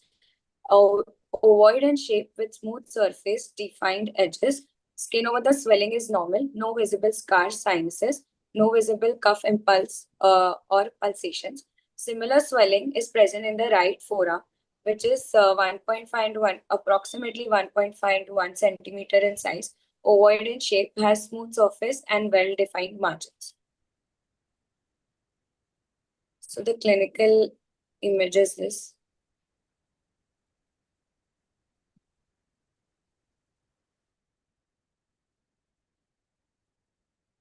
Video which I had taken.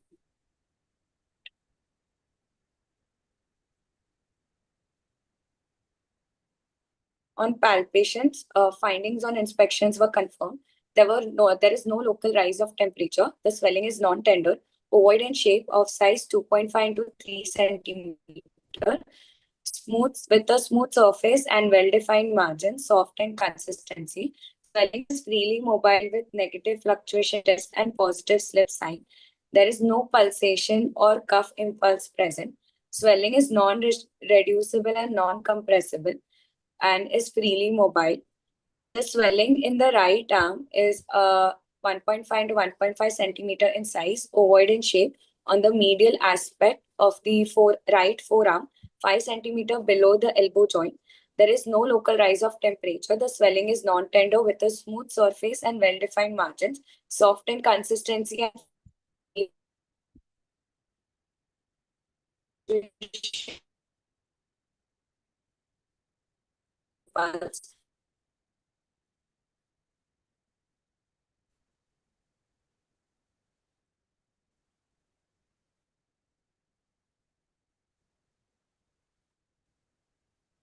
Pulsion, it has a dull note, no condition, no lymph palpable.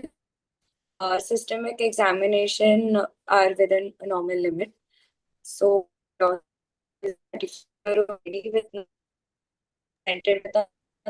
Shirin, you can shut off your video so that you get more bandwidth.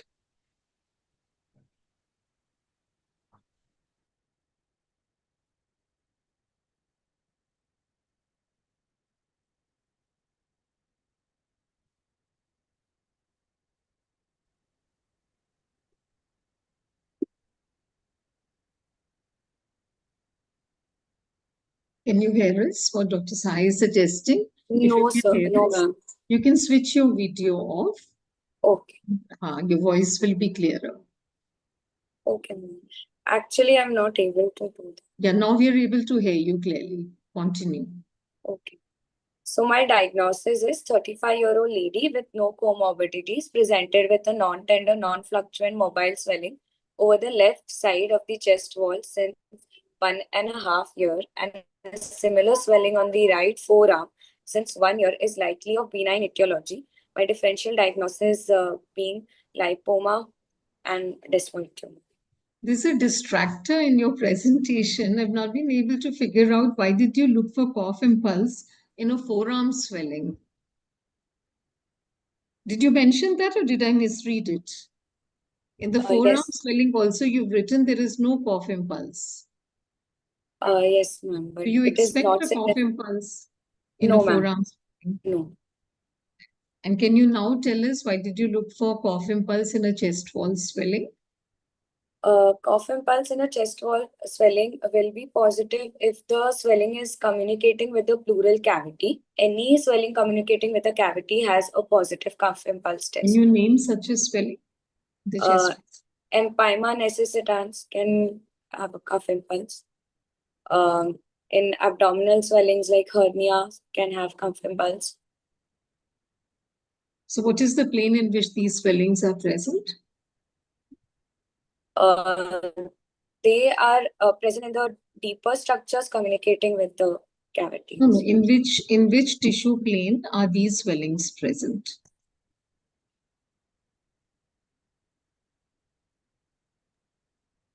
Sorry, ma'am. So are they skin swellings? Are they swellings in subcutaneous tissue, in the muscle, deep into muscle? And which plane are they present? They are present deeper to the muscle intra. How do you say that? What test did you do to say it was a swelling on the lateral chest wall? So how will you say whether the swelling is in the subcutaneous tissue or deep to the muscle? On palpation by fluctuation test or by making the We need to decide the plane of the swelling, no? So you we said can, it's a mobile swelling, right?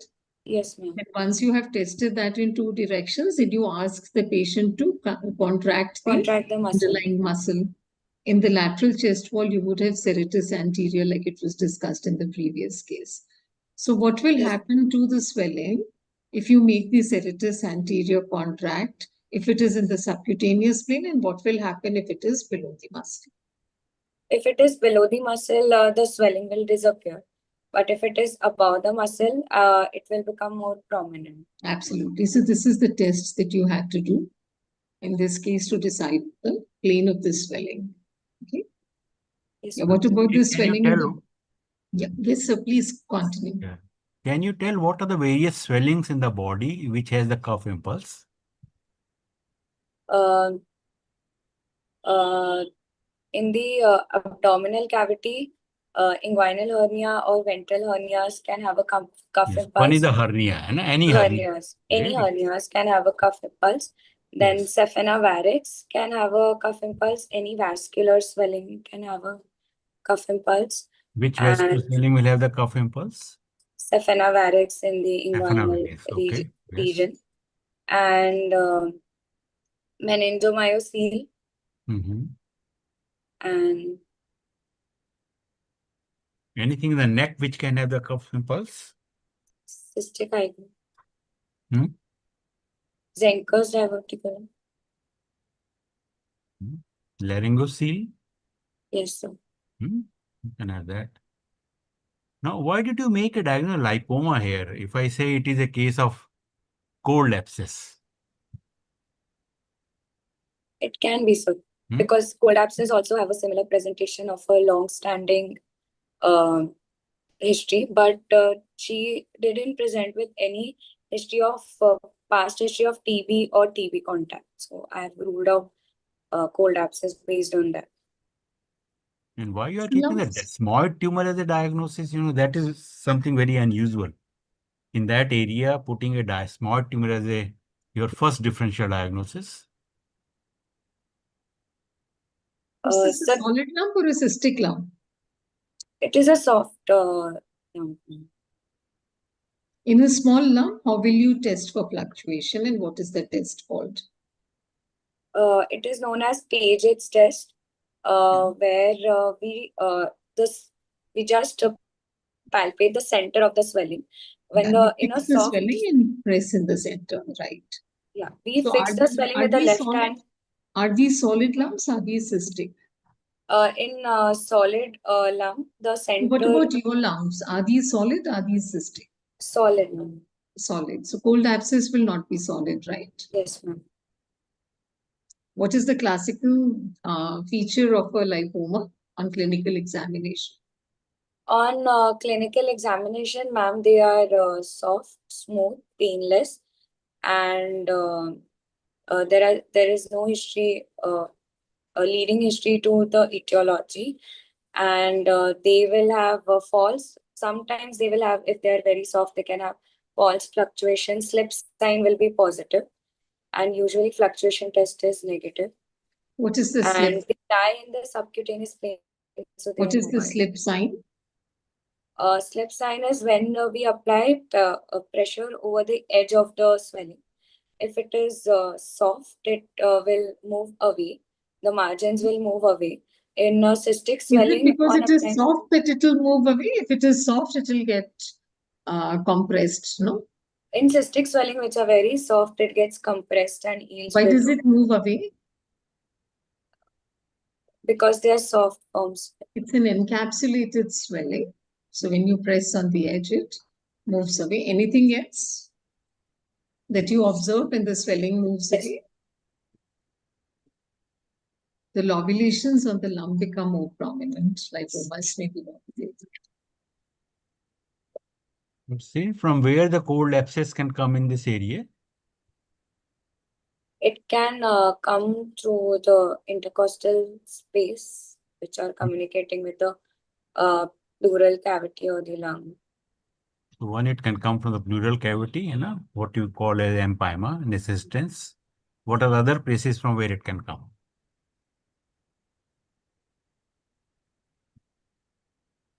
If it is involving the lymph nodes in that area.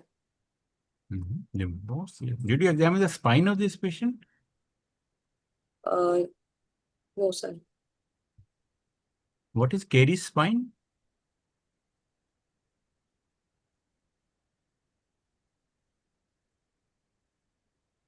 Sorry, sir. It's tuberculosis, But what is the common site? Which spine is usually involved, or vertebra which is involved in tubercular spine? Lumbar L4, L5. D12 and L1, Mm. Okay, D12 and L1 are the D12 common and- site for the caries. So you have to always examine for the spine also, whether any features. What are the features of the caries or spine? What you will get? There will be compression and the joint space this will reduce, and which will cause nerve compression and can have neurological symptoms too. Now, clinically, how will you know? Is there any spinal deformity in that? Yes, sir. What is that? Which type of the spinal deformity is there in caries spine?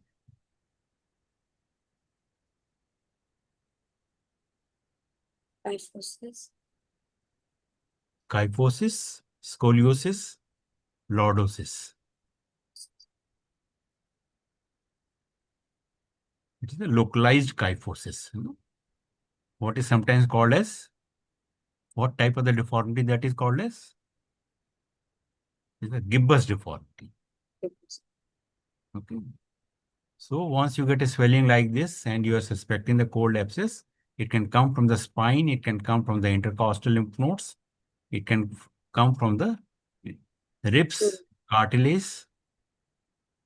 So all those things has to be examined for that. Okay. So now continuing with what Sir was saying. Can you tell me how it comes from posterior place, intercostal node or spine to this place? Can you tell me any anatomical reasons? Without bulging there itself, why it should travel thus far? Sharif? Any anatomic reasons for that? The area has least resistance. No, okay. Is it not related to your intercostal vessels and nerves? First travels along the intercostal bundle. No? Neurovascular bundle is there, it travels along that. Can you tell one pathway of tubercular spread from where you can have swelling in the chest wall as well as in the forearm or axilla?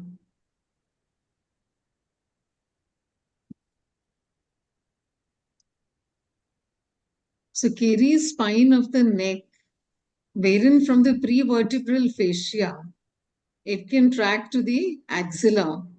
And from the axilla, it can go via the lateral thoracic nerve over the lateral thoracic wall, as well as along the blood vessels towards the forearm. So examination of spine, like Sir rightly said, because tuberculosis can be present in any part of the body, and caries of cervical spine can be traced like that.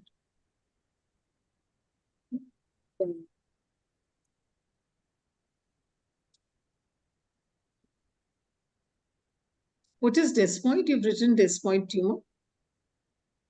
They are tumors which are usually non-malignant, arising from the myofibroblast tissues, and mostly they sometimes have history of trauma or mostly arise from any surgical site, which are also formed to hard in consistency, but they lie in a plane deeper to the subacute tissue. And so I would be very hesitant. I don't know, maybe other examiners can So yeah, I would have maybe happy to have written a diagnosis of any kind of a hematoma there. But to think specifically in terms of desmoid looks like a bit, to me, Okay. looks like a bit The far fetched. The Yeah. characteristic of desmoid is that it is an aggressive, benign but aggressive tumor, Locally and aggressive. usually seen in the anti-abdominal wall. Or at the Right? It site can be of seen anywhere, previous surgery, it's something like fibromatosis. right? Or even if had a pregnancy and then distension of abdomen, right? Any sort of injury to the fibrous tissue. But it's an aggressive tumor. It will not be like this that will go on and on for a year. Just And in such cases, all this becomes very important. You've mentioned the size of the tumor is 3 centimeters, 2 centimeters, 1 centimeter. 2 centimeter, 3 centimeters, hardly the tip of, the size of a phalanx. And the size of tumor that you've shown seems to be much bigger than that. So whenever you talk about any swelling, it is a good idea to measure those swellings properly. How do you measure the size of a swelling? We measure in the vertical during palpation in the vertical and the horizontal. No, but how exactly do you measure it? Do you run the tape on the circumference? Do you go vertically? How exactly do you measure the size of a swelling? We'll first fix it and then measure it with a tape in vertical and horizontal diameters. So for a tape also, you either need to keep anything perpendicularly at the 2 tangential ends, right? And then measure the difference between those 2 vertical things, or use a vernier calipers, which gives you a perpendicular measurement, right? So Yes. if you will measure only with a measuring tape by running it across, that will give you a circumferential or a central measure, which is not really a correct measure of size. Shareen, one quick comment about your trouble today. See, in the exam, you should be very solid in your basics. If you are weak there and committing mistakes, then all this discussion will come like how will you measure this, that, everything, instead of proceeding on diagnosis and investigation, where you read thoroughly. So please, I tell you to improve your clinical examination skills and presentation skills so that you can avoid such a situation. Now tell me why you are very dogmatic about it is a benign swelling. So can you please repeat? Why you are dogmatically saying it is a benign swelling? Sir, because it is present since more than a year, which is painless and not progressed in size much, and shows no history of any preceding trauma. Instead of this, why don't you say it is a soft tissue tumor? Instead of saying desmoid, lipoma, this and that, why don't you say it is soft tissue tumor? That would have saved your time and saved you from all this discussion, Yes, sir. Soft tissue tumor would have been a better diagnosis.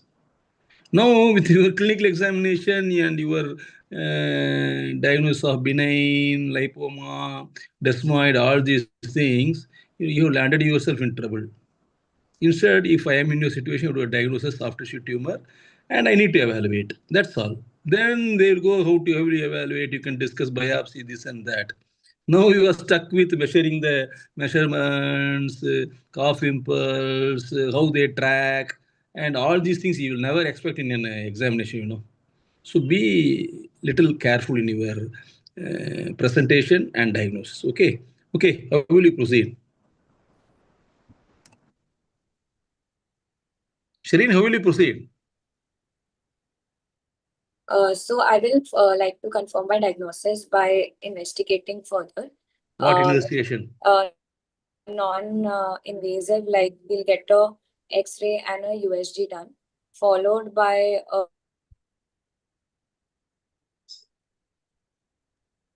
no. How does an X-ray help you here? The soft tissue excision for confirming your diagnosis. after confirming my diagnosis. Ultrasound is fine. X-ray it won't give anything much, any information, right? So I think she may have said X-ray because there's a lump in the chest and there's a lump in the forearm, right? Yes. So do you think you need an X-ray of the chest, or you don't need an X-ray of the chest? X-ray Not chest, X-ray to forearm. rule out. X-ray of the chest to rule out The cold mobile abs. swelling, you don't In- really expect anything within the chest. Yeah. Yeah, clinically, you got nothing to suggest that it is involving the chest wall, isn't it? Clinically, Dr. Shirin? Yes, no? So there are no. Yeah. So an ultrasound would be fair enough.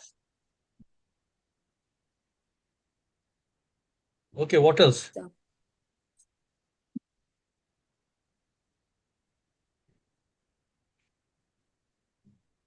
It's a firm swelling in both the areas, right? And mobile.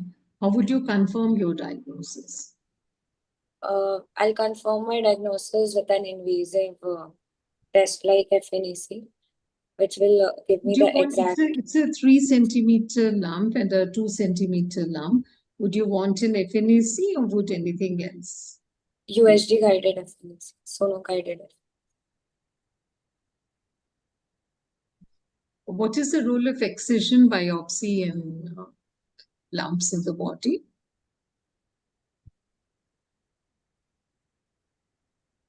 When the FNAC is mostly non-diagnostic on repeated attempts, then we can go for it. The sir told you that you're thinking in terms of a soft tissue tumor. So what would you want? Would you want an FNAC in a soft tissue tumor that is 3 centimeter in size? Or would you want something else? We would want a larger chunk of tissue by true cut, which might not be possible. So there we can plan for For a excision small biopsy. swelling, can you do an excision biopsy? Yes, yes, ma'am. What is the importance of placing an incision for an excision biopsy? We can place on the most prominent part of the swelling. Especially in the limbs. You said there was a swelling in the forearm also. Yes. So in the extremities, your incision should be parallel to the neurovascular bundles in that area, right? What else? And if you're taking an incision biopsy from a large swelling, your incision should be so planned that you're able to include it in the incision that you will make for the excision biopsy thereafter when you excise it. Yeah, Dr. Shirin, what sir. precautions do you take while doing an incisional biopsy in a soft tissue tumor? The precaution we can take is we should include the maximum part of the tissue which we are excising, and we should also take care that if we are suspecting malignancy, it should not spread after taking an incisional biopsy. How will you do that? By preventing a spread? How do you prevent spread while taking an incisional biopsy?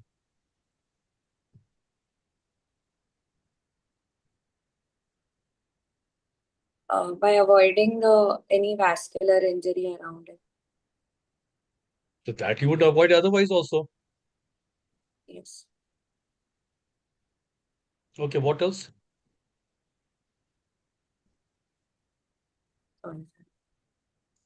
You will not use a drain. You will avoid cautery. You will do a good hemostasis. The incision should be planned in such a way that it is included in the future excision, the incision which we are going to use for surgery, right? You will not breach the fascia or whatever plane it is restricted to. Okay? Yes, sir. You get me? Yeah.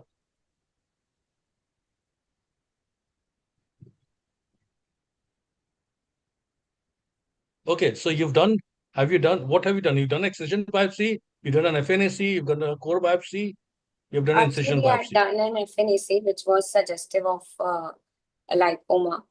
So we had done excision of the lipoma. Under Okay, local. what is the indication for doing an excision biopsy, and what is the indication for doing an FNAC, and what is the indication for doing an incisional biopsy?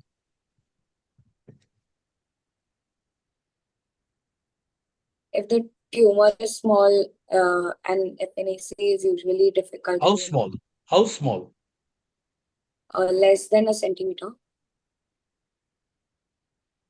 Okay, anything? Is it less than a centimeter? Look, subcentric or centric lumps don't require much of all this. You can, right? You can just do an FNAC if you want, or just an excision biopsy. Less than 2 centimeters, you have to do an excisional biopsy. More than 2, you'll have to do either FNAC or an incisional biopsy. You get me? It's 2 centimeters. And suppose you're doing an excisional biopsy, how much margin will you take?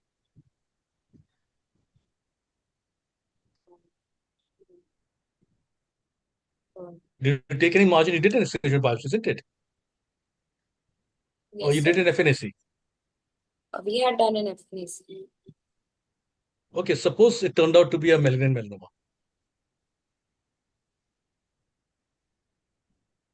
Then we would plan for excisional biopsy to know the nature of the tissue. So how do you decide the margin in a malignant melanoma?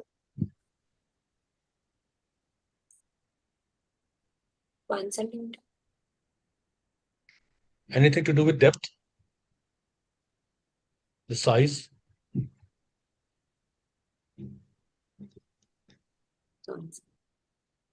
Okay. Can you Anyone Can you define a lipoma? Lipoma is a disorder where the fat cells undergo enlargement and forms a palpable swelling. It is a cluster of fat cells. Lipoma is a tumor of adult fat Fat cells. What is hibernoma? Yes, ma'am. What is hibernoma? So that's the tumor of immature fat cells. These are usually made up of brown fat. Okay. Well, can you classify lipomas? Lipoma are classified into well encapsulated, diffuse, and multiple lipomas, which is Duncan's disease. One is like that, and other can be based on the site where they are present, the plane in which they are present. Based on the site, they can be intramuscular, subarticular, they can be subserosal, submucosal, or paraostal, based on the site.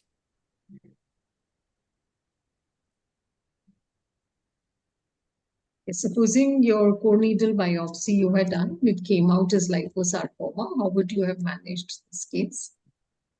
The chest wall swelling came out to be a liposarcoma.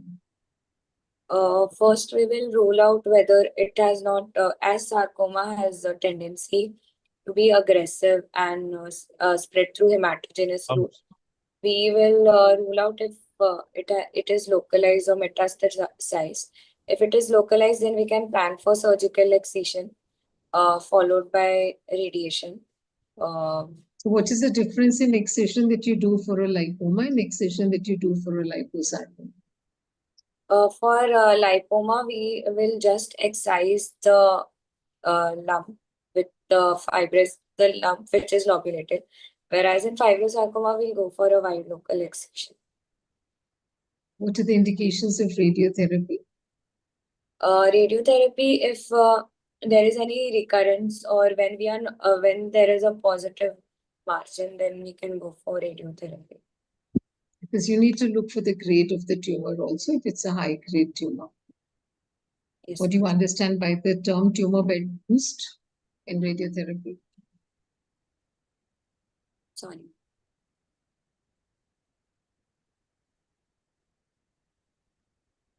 So when you excise, you leave something there.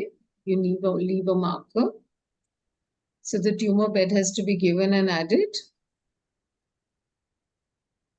Boost of 30 to 40%. I stand corrected. If somebody is listening, somebody can correct. I think 30% additional radiotherapy, if indicated, needs to be given at the tumor bed.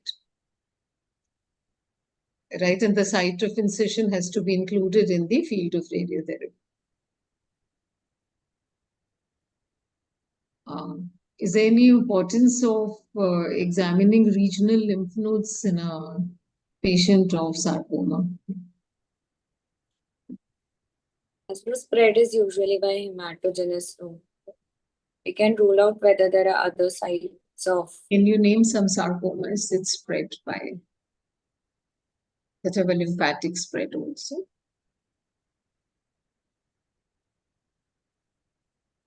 So you need to know about rhabdomyosarcoma, synovial sarcoma, clear cell sarcomas. Yeah. So all these are erratic questions that are coming because the case is that of swelling, right? It's multiple swellings actually. Yeah. Dr. Sahai, I think you can take over. You need to. Is someone else there? Are we the only two people here? Yeah, sorry. Yes, Dr. Shirin, Yes. lipoma is called a universal tumor. What do you mean by that? Yes, sir. Can you please repeat? It's called a universal tumor, isn't it? What is lipoma called? Yes, Is there a term for it? does, because it can because it usually arises from the subcutaneous fat tissue, so it can occur at any part of the body. Okay, so now which part of the bodies you will not get a lipoma?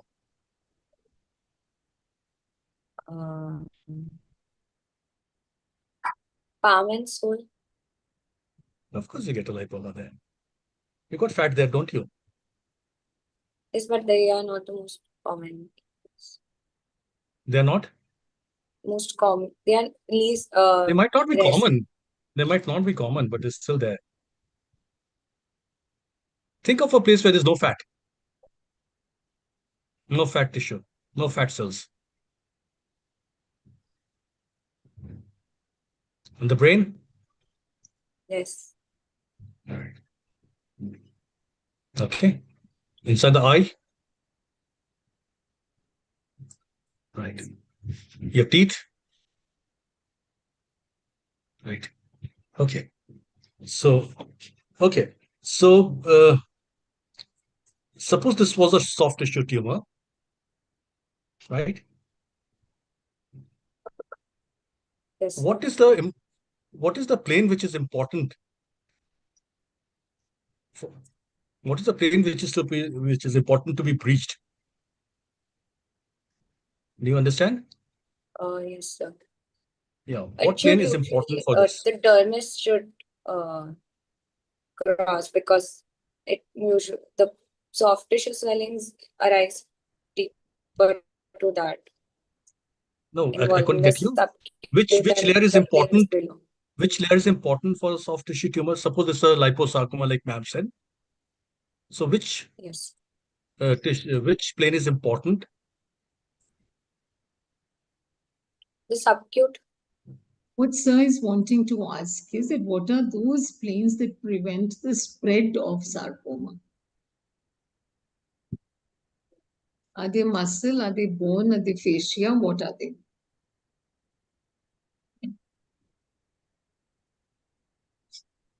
The muscle. No, they It's spread the fascia. along the fascia and do not cross it usually unless and until they're very aggressive.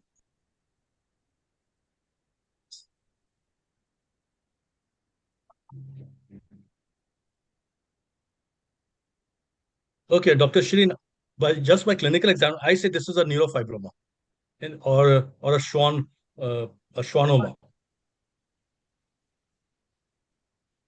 Did you test for the sensations of this patient? I had sensation Hello? or tingling numbness around the tissue, around the swelling. But yeah, given any Okay. history of tingling numbness around the swellings. No, examination. Did you do a neurological examination? I have just asked about any loss of sensation around the swelling. Okay. but not Okay. as any So suppose she says test no, for- and you excise the tumor, and the patient says, "Now I can't feel my two fingers, my medial two fingers, the little finger and the ring finger." Then, so it's important to document this before surgery. Do you get me? Just because look, FNAC is again dependent on the pathologist. They will just say there can be some discrepancy there, right? I'm not saying it is there, but there can be. So you have to clinically document all this before doing it. Can you tell us one clinical sign that tells you that you're dealing with a nerve tumor?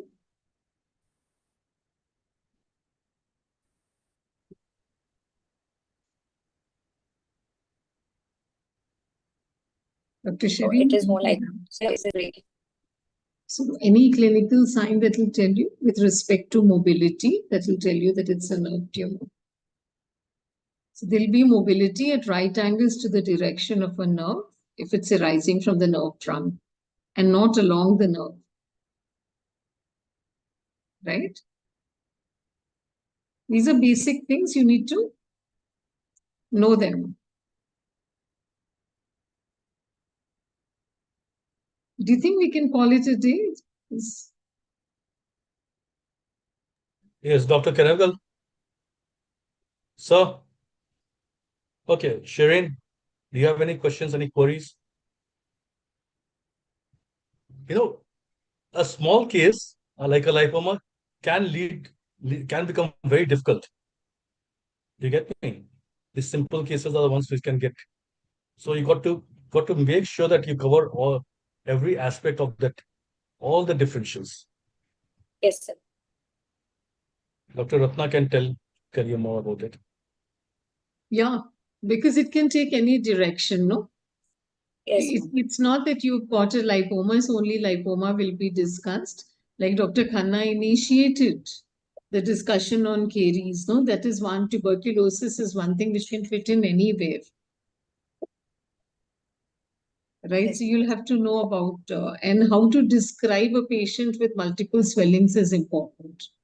It's not that you will describe only one representative swelling, and you must know if there is a patient with multiple swellings, what are those swellings for which you would consider excision? Right? Can you tell us that?